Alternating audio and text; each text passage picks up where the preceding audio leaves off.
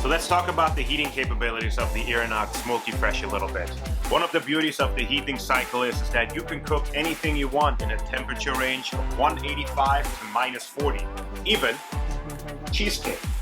This cheesecake was cooked in the Irinox overnight, low temperature. That's why you see no cracking on the top, beautifully even cooked, and then went into a blast chilling mode, ready to go the next morning, cooked overnight without any attendance, perfect for you to go the next day. Well, everybody, we have our cycle finished, and as you can see, the machine is currently working on conservation mode, which is the last cycle on this machine. You know that we chose the blast chilling after the low temperature cooking, so it would go after the cooking directly into a blast chilling mode. And then this is where we currently are at the conservation mode.